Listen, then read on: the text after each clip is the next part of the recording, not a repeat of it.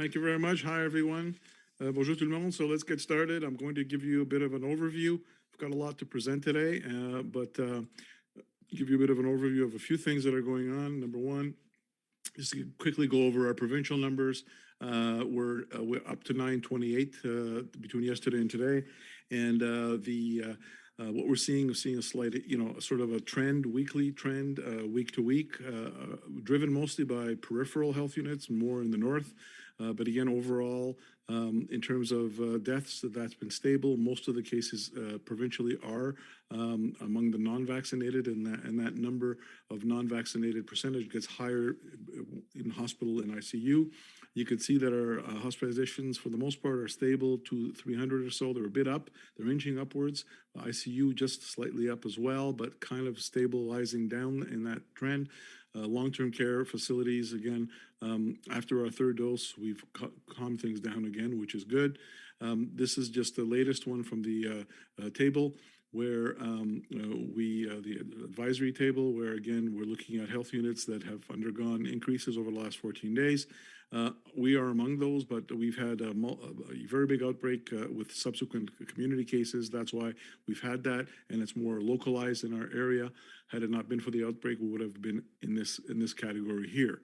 In terms of, again, this is just looking at partially vaccinated and fully vaccinated down here in green. So clearly the rates among the non-vaccinated are much higher than the rates among the vaccinated. And that's what we want to see. The risk of getting the infection is much higher if you're not vaccinated versus if you're vaccinated. This is the latest data that shows you, again, a big difference in terms of cases. This is from the science table released today. The cases among the unvaccinated are quite high as compared to those who are vaccinated. And again, you're seeing the same differences both in hospitalizations and in ICU occupancy. And again, over a 23-fold high risk of hospitalization in the ICU if you're not vaccinated versus if you're fully vaccinated. These are the same trends. Again, the vast majority of cases, hospitalizations, and deaths are among the non-vaccinated. Let's go to our local data right now. We've got a total of 89 active cases. We have 3 hospitalized and 1 in the ICU. That just changed. All 3 are not fully vaccinated. If you're looking at our cases, 89 cases, I'll talk a bit about those as well. Most of the active cases, like I said, are due to an outbreak that we've had, a major outbreak in a manufacturing plant. And so you can see around the SDNG Cornwall area, and you can see we've added 15 today, mostly in the SDNG and Cornwall area. And again, most of these are related to the outbreak. And so you can see here that we had a big push last week, again, both in Cornwall and SDNG, which is the gray here. And those are reflective of the outbreaks where we've had 41 positive workers, and that spawned over 35 community cases, close contacts at home, most of which of those cases that got it at home from the workers were not vaccinated. In fact, 84% were not vaccinated, and and again, it varies in age range, and I'll show you. So you can see that these numbers are really pushed up more by the outbreak that we've had, and then they're stabilizing. So hopefully we'll get more stabilization over the next couple of days. This is just a breakdown, and you can see here that over the last month, about 41 out of our 281 cases were in children less than 5 to 11 years of age. And again, the reason I say that is because we're now vaccinating these children, so that just by that we'll be able to prevent cases. But you can see the majority of cases are between, almost 95 out of the 281 cases are among individuals between 18 and 39. And as you'll see below, it's not a coincidence, particularly the 18 to 29-year-olds are among the least vaccinated. If we look at our cumulative, we're about 2/3, 1/3 of cases, most are not vaccinated and vaccinated here just over the last month. Again, we're going to be doing some cumulative data, but it looks like anywhere between 25 and 30% are vaccinated, and about between 65 and 75% are not vaccinated. It depends on the day, so we need to sort of get cumulative data. This is cumulative data for the cases that we had in November. If you look at positivity, provincially, it's gone up to 3.8%. We're a bit lower overall, but we do have pockets of the population that are higher, and that's driven by the actual outbreaks that I mentioned to you about. We have here our effective reproduction number, which is 0.99. And again, just to show you, we were sort of hovering up and down, up and down. And this, you could see this is where we had the peak in the fall. And then we had sort of increasing again. This represents the current outbreak that we had. And right now we're back down to 0.99, which is good. We want to keep it below 1. That's an indicator of less community transmission, whereas if it's more than 1, it indicates that there's more transmission in the community. This is, again, another index that we use, and you can see that the gray line is the number of cases in Cornwall. The orange line here is the number of cases in Hawkesbury, which is flat now. And the blue here is the markers, is the wastewater levels of COVID. And you can see that in September it peaked, and then it kind of started peaking again, which coincides with our outbreaks that we had, and the cases went up again. And it's relatively smooth in Hawkesbury at this point. Again, a quarter of our cases were in school-age kids, 4 to 18 years of age, less than we had in August and September, but still an increase as compared to October. Again, this was driven by those outbreaks that we've had. And as I said, there was over 35, close to 35 cases, if not more, that were directly contacts to the outbreak workers. As a result, our positivity locally has gone up a bit, but it's about 3% right now over a 7-day average. And again, that is driven primarily by this area here in the Cornwall SDNG area, where we have higher rates of positivity as compared to the rest of our area. Again, explainable because of the fact that we have those outbreaks. And the people that we tested, we had a high suspicion that they would be positive anyway, because they were living with they were unvaccinated and living with individuals who had it. At this point, we don't have any indication that that is Omicron. I know that somebody might ask us that. I asked. So far, it looks like it's Delta, but we're always looking out in surveillance. But so far, we don't have that, and we haven't had any Omicron cases in our area. But I asked to look in this because of the many cases that were spawned by this. Again, Delta behaves like this as well. So so far, all indications are that this is Delta as well. In terms of our vaccination rates, again, we're doing a bit better right now. We're looking at we reached the 80% mark of 12 plus among those higher risk areas. Yeah, it's still lower than our average. And if we look at the second dose, again, we're sort of approaching, the above 75, closer to 80% in all those areas as well. You'll note that our numbers are a bit lower. We had before it was 12 plus, but now it's based on a population that's a bit bigger, 6 to 7% bigger. And so that's why the numbers are there. And then moving forward, the numbers that we're going to be reporting in terms of vaccination status will be 5 plus population in Ontario, which for us is the total 5 plus population is about 205,000, which includes that includes I had the number because I want to be accurate. Yeah, 205,000. That includes the 5 plus, and that is based on the 2020 Stats Canada projections, which are now being used to replace the previous numbers that the ministry were using, so we can get more accurate data. Again, right now, although we have cases in schools far less than we had a couple of months ago, we are now we have no outbreaks. Again, the exposure is more household and community, not in classroom for the most part. Most of our cases, again, in schools are among unvaccinated individuals. And speaking of vaccine, right now, this is where we are right now. So basically, we're at 171,690 first doses, and that's about 84% of our population. That's 5 plus, and about 80% second dose, and again, about 18.9% third dose. And that's the reason, because of that, is because our 70 plus population, a lot of them have still not reached the 6-month point. They will be reaching that 6-month point over the next couple of weeks, so we should see a big bump in that. So If we look at our trends here, you can see again, I mentioned that our highest number of cases were among the age group of 18 to 29, which is the least vaccinated. We're over 80% to 12 to 17, and that's increasing steadily. And we're now at almost 17% of our 5 to 11s after 1 week, really. We started a week ago Friday. And so we're going to continue, and I'll give you a bit more details on that and how many exactly that represents. If we look at our total numbers again, you can see our patterns of all our vaccines, and you can see that we're starting to increase, which reflects third dose and 5 to 11 launch. This is our first doses, and again, you can see that we kind of flattened here in October, November, and then we're up again. And again, this reflects mostly our 5 to 11s. If we go to our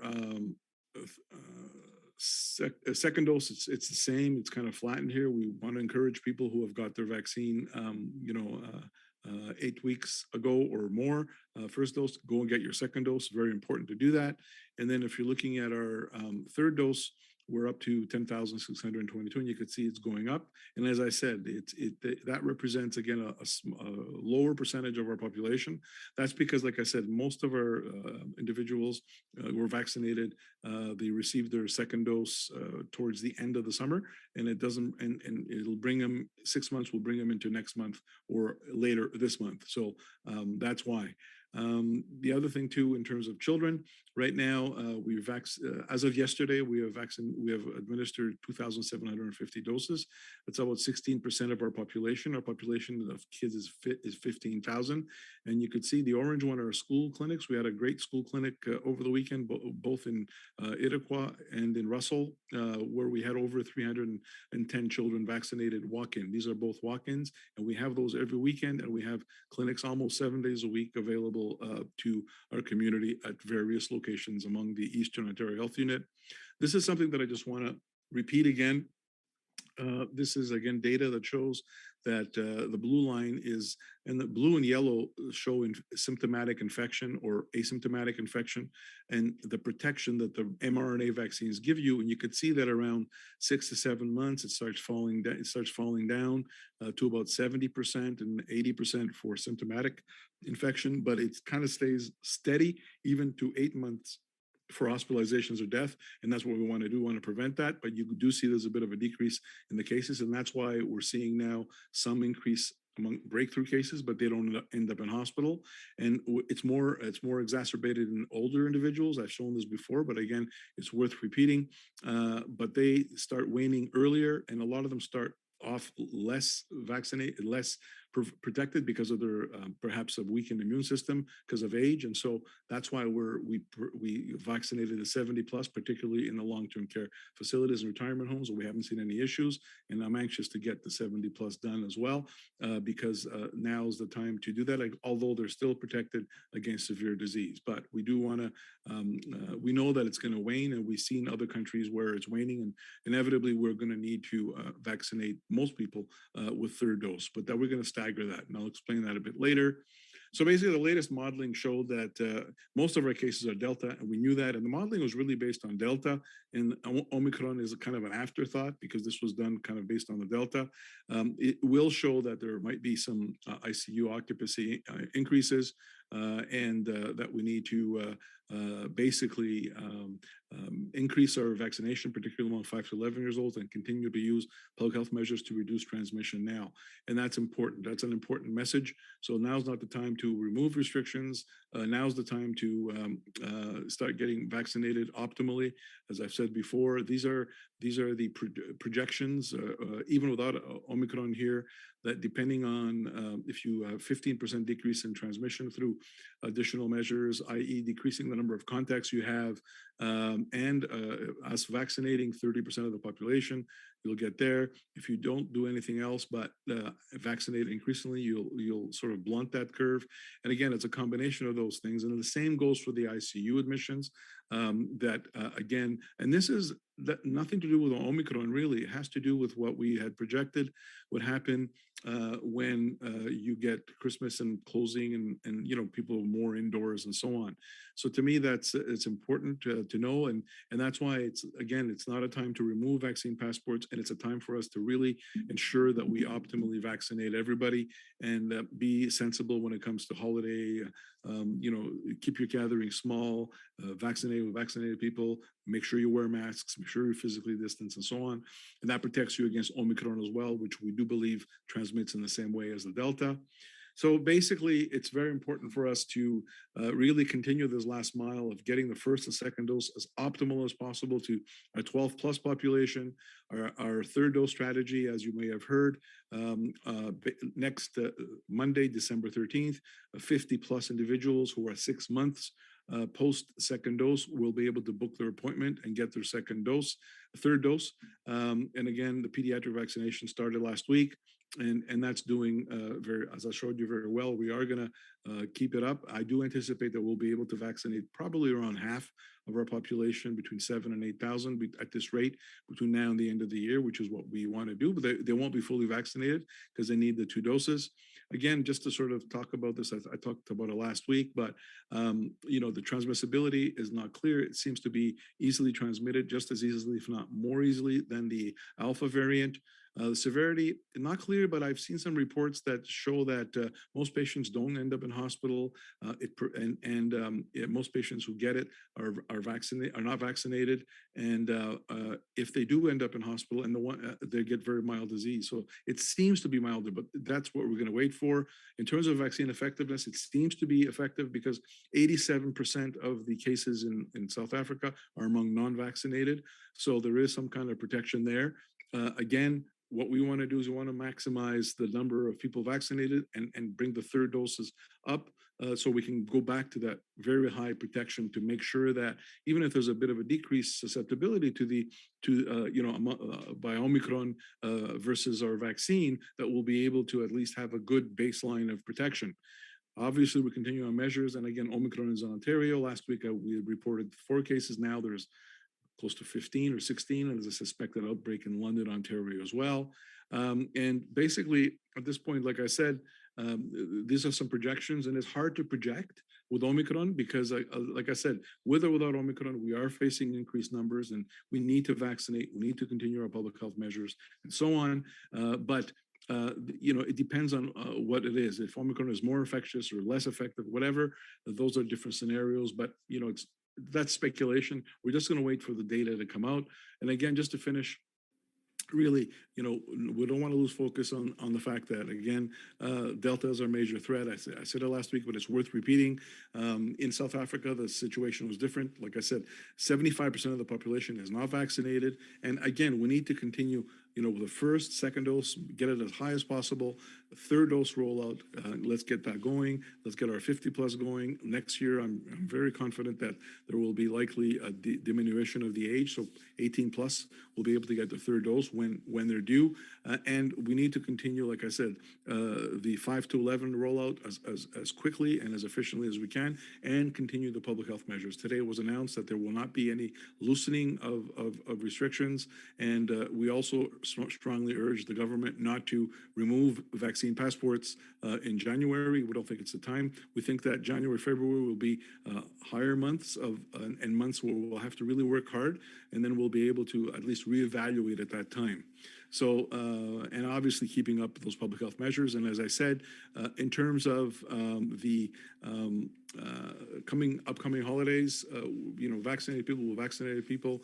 Of course, if you have vulnerable people or not vaccinated people or mixed people, you should wear masks. Keep it as simple as possible, as low as people getting together as possible, because those are areas that there's no monitoring, there's no precautions. So that's sort of our message at this point, because we want to make sure that we don't have any surges that will overwhelm our healthcare system. Donc, bonjour tout le monde. Je vais commencer avec une présentation au niveau nos cas ontariens, et on va tout de suite finir avec l'état dans notre région. Juste pour vous dire, on a ajouté 928 cas aujourd'hui, depuis hier, et c'est un peu plus bas que la fin de semaine. On était dans 1030 à peu près. Mais toujours, on voit une augmentation à travers la province. Donc, des petits pourcentages d'augmentation. Encore, la plupart des cas sont les cas qui ne sont pas vaccinés. Et on voit ici que les décès sont. On a encore des décès, mais pas de façon qu'on avait dans les vagues 2 et 3.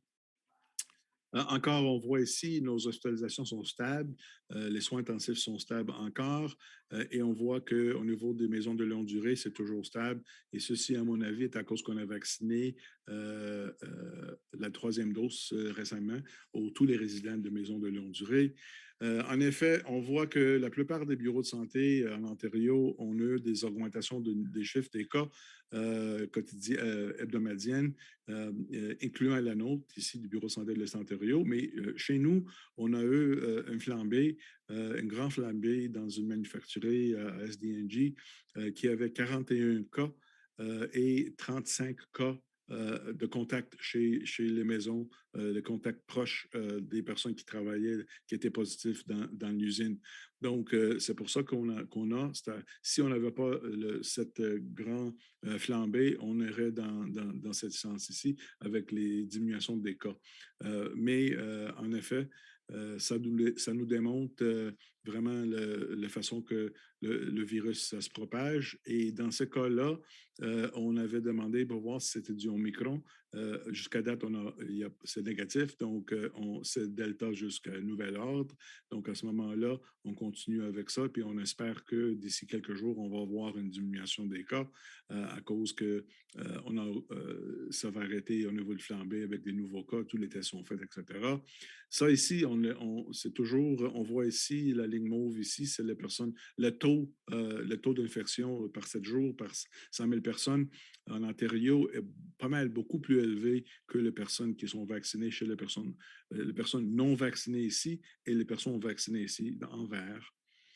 Encore, on voit qu'au niveau d'hospitalisation, des cas hospitalisation et aux soins intensifs, que c'est toujours les patients ici orange qui ne sont pas vaccinés, sont le taux pas mal plus élevé. En effet, les admissions aux soins intensifs, le risque d'admis aux soins intensifs, c'est 23 fois plus élevé chez une personne non vaccinée que chez une personne vaccinée. Encore ici, on voit que gris, c'est la plupart des cas qui ne sont pas vaccinés, font la plupart des hospitalisations et des mortalités, malheureusement. Dans notre situation en bureau de l'Est Ontario, en effet, maintenant, nous avons 89 cas actifs. Juste pour signaler qu'on a 3 hospitalisations, une aux soins intensifs, ça avait changé, et les 3 ne sont pas vaccinés complètement. On n'a aucune autre on n'a pas de flambée dans la maison de retraite. Juste pour vous dire, on a ajouté 15 cas et la plupart sont reliés à SDNG à Cornwall, aux flambées que nous avons dans l'usine à SDNG. Et vous voyez que la semaine passée, la plupart des cas ici, c'était dû à SDNG et Cornwall. Ça, c'est soit les personnes qui travaillent dans le manufacturier ou les proches à la maison qui étaient infectés, mais on voit que ça commence à diminuer. Je pense que d'ici la fin de semaine, ça va diminuer, espérons. Ça explique pour nous ce petit vague qu'on voit dans notre région avec les pourcentages de mobilité. Ici, on voit que les personnes entre 18 ans et 39 ans font à peu près un tiers de tous les cas. Et ça ne me surprend pas parce que surtout les hommes 18 ans à 29 ans sont les moins vaccinés dans notre région. Mais on voit ici qu'on a 41 sur 281 cas en mois de novembre qui étaient positifs, qui avaient des cas. Aucun n'était vacciné, mais c'est pour ça que j'ai hâte de vacciner ces personnes ici, les enfants ici, parce que, et même dans les enfants de 12 à 17 ans, vous voyez que parmi les 21 cas, 16 n'étaient pas vaccinés, juste 5 étaient vaccinés. Donc, ça nous démontre ici que on voit la plupart, 2 tiers et plus des cas ne sont pas vaccinés. En effet, on voit aussi que le pourcentage qui est le moins vacciné est plus élevé chez les personnes de 18 à 29 ans. Donc, ça démontre ici les cas vaccinés versus non vaccinés, cumulatifs depuis le mois de novembre, entre novembre et fin novembre. Le pourcentage de positivité est élevé en Ontario, c'est moins dans notre région, mais nous avons des régions, surtout autour de Cornwall et SDNG, qui sont plus élevées, qui sont dues à le flambé que nous avons actuellement dans l'usine. On voit ici, ça c'est le chiffre de reproduction. Une et plus démontre qu'on a une transmission dans la communauté. On était pas mal élevé ici, plus qu'une, ici la ligne ici. Mais vous voyez ici, maintenant, on est à 0,99, donc ça c'est un bon signe. J'aimerais ça que ça reste en bas d'un parce que ça nous indique qu'on a peu de transmission dans la communauté. Ici, ça c'est intéressant aussi. Ce qu'on fait, on mesure l'eau dans le pourcentage, la concentration du COVID dans l'eau d'usine usée, si vous voulez, wastewater. Et en effet, si on remarque ici, la ligne grise, c'est les chiffres des cas de Cornwall. Et vous voyez la ligne bleue, le bar bleu, c'est le taux qu'on trouve dans l'eau du COVID. Et vous voyez, ça coïncide. Ça coïncide encore, donc ici, il y a encore une petite deuxième vague ici, ça coïncide encore avec les taux. Notez qu'à Hawkesbury, on voit que ça coïncidait un peu, mais là, on voit peu, c'est très peu qu'on voit à Hawkesbury, donc on n'a pas d'écart dans Hawkesbury. Donc, vous voyez, on pourrait mesurer et on a une corrélation. Encore, juste pour vous démontrer, 25 24 de nos cas sont des enfants en bas de 18 ans et c'est moins qu'on avait en mois de septembre et en mois d'août. Les pourcentages est plus élevé dans l'Est d'ici, dans notre région, c'est 3 points quelque chose à peu près à la moyenne. C'est encore parce qu'on a le taux élevé. Encore, tout ça relié aux tests qui étaient positifs chez comme je vous ai dit, 41 et 35, presque 76 personnes qui étaient positives, reliées direct ou indirect au flambé que nous avons actuellement. Mais le restant, vous voyez, c'est stable. Au niveau de vaccination dans les places vulnérables, on voit ici qu'on approche le 80 maintenant, première dose.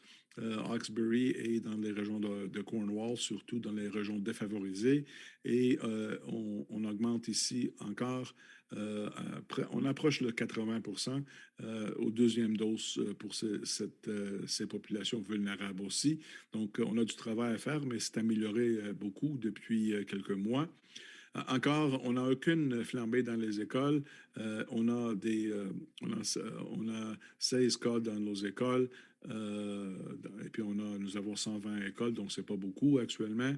Et encore toujours, la transmission était plutôt dans la communauté, surtout à la maison.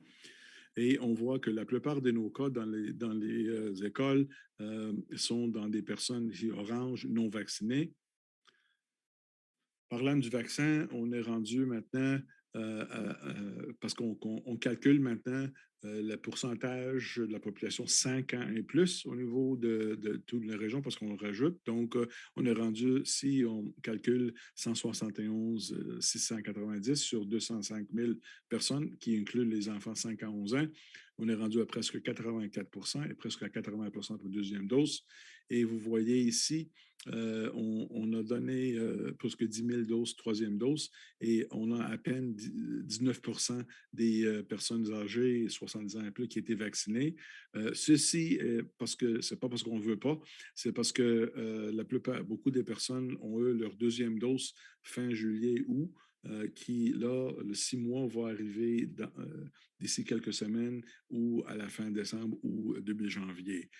C'est pour ça que là, une fois qu'on voit avec les dates, avec le temps, vous allez voir que ce chiffre va augmenter de façon importante. Ici, on commence, comme j'ai dit tantôt, les 18 à 29 ans sont les moins vaccinés dans notre région. Et c'est pour ça qu'on voit les cas, ça ne me surprend pas. Mais on voit ici qu'on a rajouté maintenant les 5 à 11 ans. Et là, on est rendu à presque 17 des personnes vaccinées qui représentent plus que 2500. Je vais vous donner le chiffre tantôt, je l'ai sur une autre diapo, des enfants qu'on vaccine depuis la semaine passée. Au niveau des tous les doses, vous voyez que le débit commence à augmenter ici. On avait beaucoup ici pendant juillet, juin à juillet. Le débit avait diminué, puis après ça démonte ici, ça remonte. Ça représente les premières et troisièmes doses. Première dose aux 5 à 11 ans et troisième dose aux personnes âgées. Ici, la première dose, ça augmente, ça représente les enfants. Au niveau de deuxième dose, on donne toujours, mais c'est diminué. Et au niveau de troisième dose, comme j'ai dit tantôt, on a vacciné 10 622 personnes et ça va continuer. Et comme vous savez, dès le 13 décembre, je vais parler tantôt, on va avoir les personnes 50 ans et plus, après 6 mois de deuxième dose, vont être éligibles d'avoir le troisième dose. Donc, au niveau des enfants, jusqu'à hier, on a vacciné 2750 enfants, qui représentent à peu près 16 de tous les enfants dans notre région. Vous voyez que la plupart ici étaient rouges dans nos cliniques de maximisation.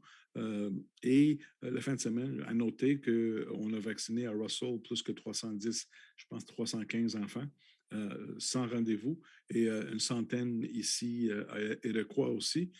Et on continue avec nos cliniques et à chaque fin de semaine, on a des cliniques sans rendez-vous dans les écoles à travers de toutes nos régions. Et aussi, on offre à travers de notre région des cliniques pour les enfants 5 à 11 ans.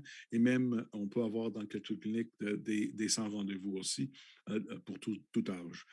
Sur nos sites web, vous allez avoir plus de détails. Je veux juste souligner que la raison pour laquelle on donne la troisième dose, on voit chez nous et on voit dans les autres pays qu'il y a à un moment donné, le vaccin commence à diminuer au niveau d'efficacité après un certain temps. La bonne nouvelle, c'est que l'efficacité chez les personnes de 16 ans à 70 ans reste le même pour la prévention d'hospitalisation, mais ça diminue au niveau d'infection, soit symptomatique ou soit asymptomatique.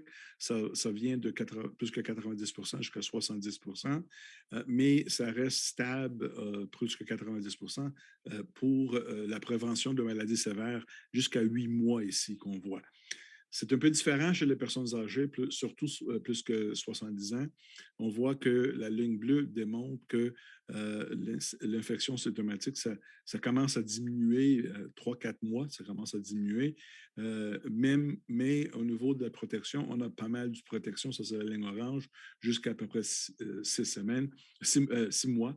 Donc c'est pour ça que nous avons vacciné les personnes, surtout dans les maisons de longue durée, parce que à cause d'âge, ne sont pas vaccinés de façon optimale des fois. Peut-être avec les 2 doses, c'était à 80 et on commençait bas, donc ça va aller plus bas. C'est pour ça qu'on a tout vacciné les personnes 70 ans et plus dans les maisons de retraite et là, on vaccine les personnes 70 ans et plus qui sont dans la communauté. Donc, pour diminuer.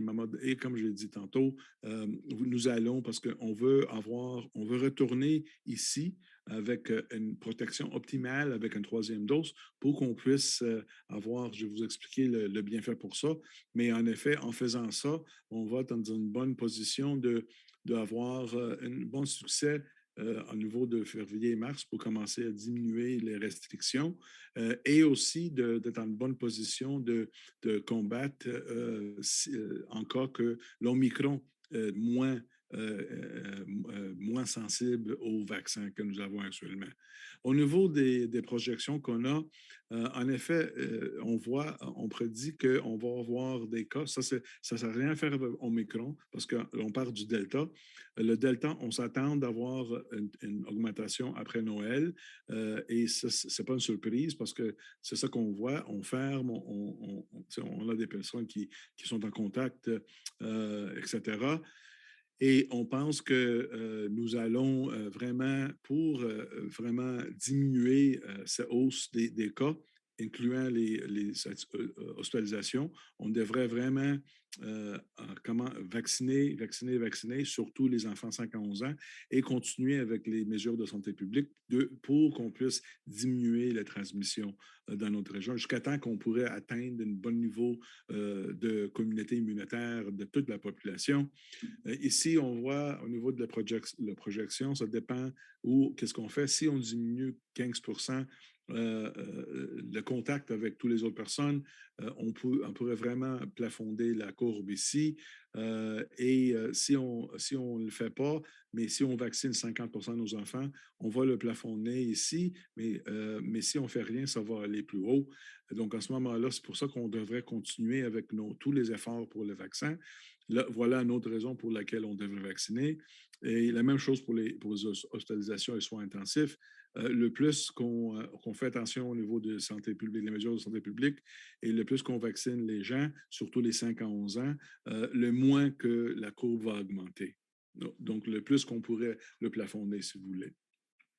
Donc, qu'est-ce qu'on s'attend? C'est que vraiment, il faut continuer avec la première, deuxième dose. Nos stratégies de 50 et plus va commencer la semaine prochaine.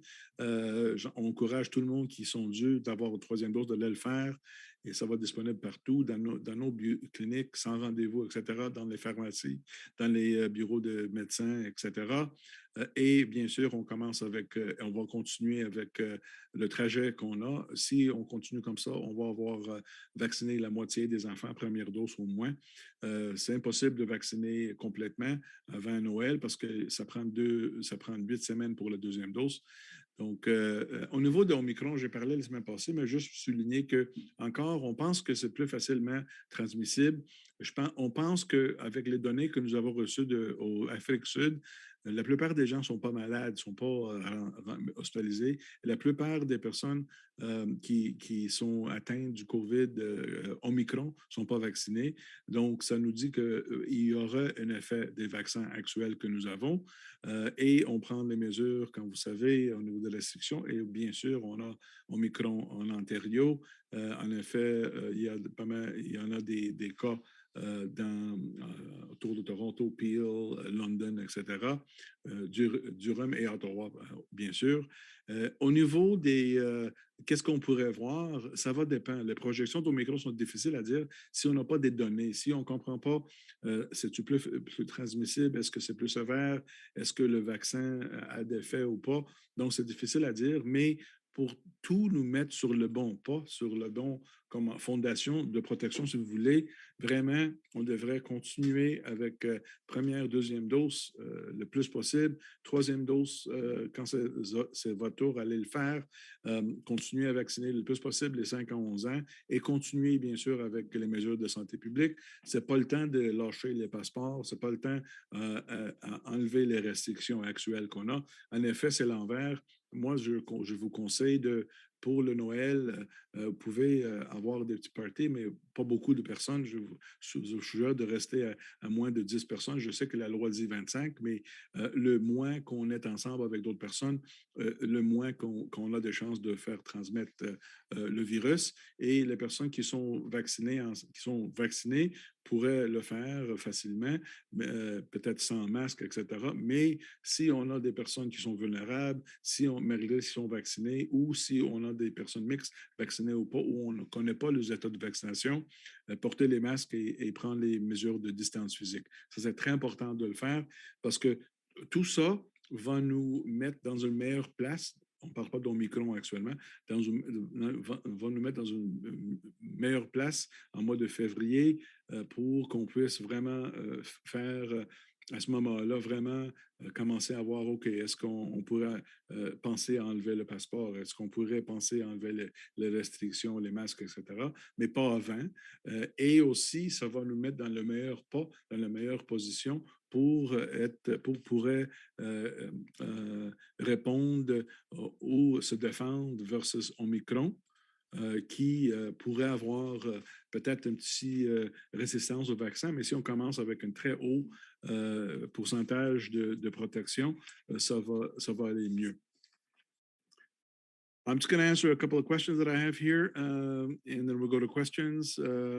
Is it fair to say the science doesn't know if Omicron emerged in a vaccinated or unvaccinated person? Theoretically, it could emerge in anyone, likely in unvaccinated situations, because in unvaccinated situations you have more chance for the virus and viral load, because there's nothing stopping it. With people with breakthroughs, you have a bit of an antibody effect, and you may be able to stunt it. So theoretically, although you could probably get it in both, we see it more among non-vaccinated, or there is a high percentage of non-vaccinated, because the viruses need bodies in which to grow, and that's the time that they mutate. Recently read a report, the Quebec has found deer carrying the virus. Have you heard about this? I haven't heard about deer, but I have heard about other animals. I think a chimpanzee or a gorilla having it as well. So again, not uncommon. We do see interspecies infection with some of these viruses, but I have heard it in animals, not necessarily deer, but yes, I have heard it. Regarding the Omicron variant, have the results of the test? Yes, I just want to talk. Hugo asks about the individuals. We had 3 individuals. To ask if you could confirm where exactly. Okay, I'll ask that later. Okay, so basically, we had 3 individuals that we initially saw. The tests were negative, and there's no Delta. And we had 2 more that were flagged to us, and we're testing them as we speak. So we had a total of 5 in our area, but we have not had any Omicron positive cases. And as I said, for our outbreak, I asked about it, and so far it looks like it's Delta. On a une question en français ici. Est-ce que c'est possible de donner les récents chiffres? Oui, je vous ai donné. Je pense qu'on est rendu 2750 enfants qu'on a vaccinés. C'est à peu près 16% de la population. Vous avez demandé aussi, tenu compte de la situation météorologique, est-ce que vous avez beaucoup d'annulations aujourd'hui? Non, en effet, toutes nos cliniques hier, en effet, au Winchester, ça a bien été, malgré qu'on avait une tempête aussi, mais à ce moment-là, on n'a rien annulé, mais ça se peut dans l'avenir. Donc, espérons qu'on va avoir du beau température d'ici la fin d'année pour qu'on puisse continuer avec les vaccins, les cliniques de vaccins, et on n'est pas obligé de les annuler. Francis asks me from Center Freeholder, have the results of the 3? Yes, I answered that. Has the EOHU been? I've answered that as well. Do you believe that the Omicron variant poses a significant threat to the EOHU area? At this point, I don't know. My suspicion is that it causes mild disease. It does respond to vaccines from what we can see. It is more easily transmissible, but the measures that we're using, if we continue them in terms of public health measures, in terms of vaccination, optimizing those, and so on, I think that we'll be able to offset it, even though if it's here. J'ai une question ici encore, ça c'est de Camille du Radio-Canada, au niveau des pourcentages d'enfants. J'ai dit tantôt, c'était à peu près 16% des enfants qui ont reçu le vaccin. Ça, c'est de hier, on vaccine aujourd'hui. Je suis confiante qu'on va aller 45 à 50% d'ici la fin décembre ou plus. Avec les rendez-vous qui ont été pris pour cette même tranche d'âge, le pourcentage monte à combien, vaccins reçus et vaccins planifiés? Je peux vous dire que nous avons des places pour au moins un autre 4 à 5 000. Je peux vous dire que la plupart sont pris des rendez-vous. Donc, on envisage d'aller entre 600, 500 à 700, à 6500 jusqu'à 7500 à peu près, qui aurait la moitié de la population d'ici fin décembre. So Jenna, there's something here about Francis Racine. Would it be possible to ask Dr. Paul if he could confirm where exactly the significant outbreak he mentioned was? Could he also confirm the name of the factory? It's in Ingleside. Okay, Jenna, let's go. Matthew Kupfer, CBC News. Please go ahead. Hi, Dr. Paul. Hi. I'm just kind of following up on some of the Ontario modeling data today, and what that means for, it doesn't even really take into account what impact Omicron might have But people are going to, I guess people are still nervously looking to their holiday plans. And you're seeing, of course, you're saying the prevalence of cases among the 5 to 11s is still the greatest portion of cases. No, it's not. It's sorry. It's the 18 to 29s. Oh, it's 18 to 29s. I apologize. Okay. But I guess maybe if I could focus then, just because they are the still to be vaccinated cohort, how does the prevalence of infection among that younger cohort, how does that factor into the way that people should be thinking about the holidays and what we're looking at in terms of these modeling numbers? Well, yeah, that's a good question. If you look at the modeling, okay, we're saying that if we vaccinate at least 50%, by the end of the year, we'll be able to offset and flatten that trajectory. And I'm not talking about Omicron right now.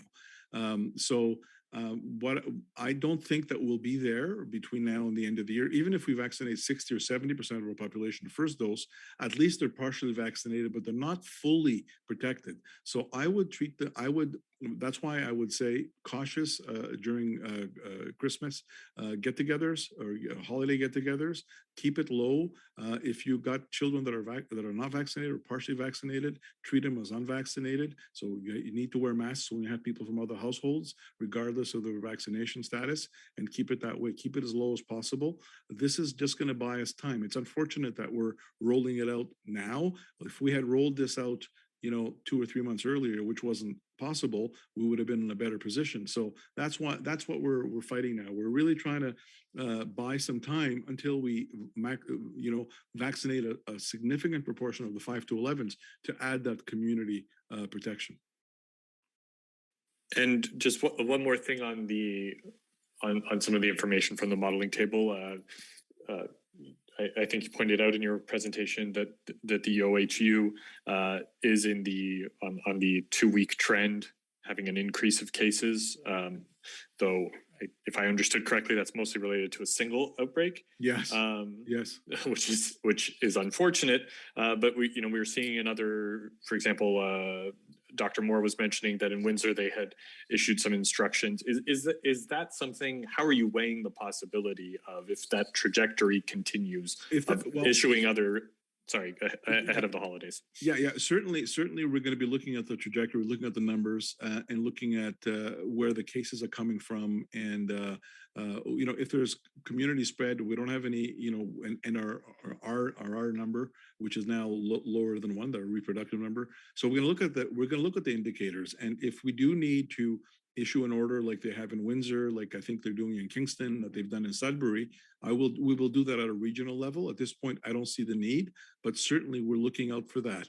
And in the absence of that, I still recommend that people keep their numbers to a minimum when they get together with other household members, just to be on the safe side.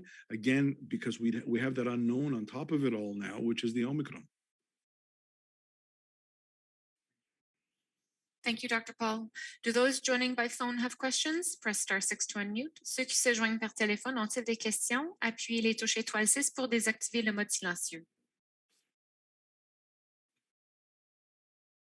Those are all the questions for today, Dr. Paul. Thank you.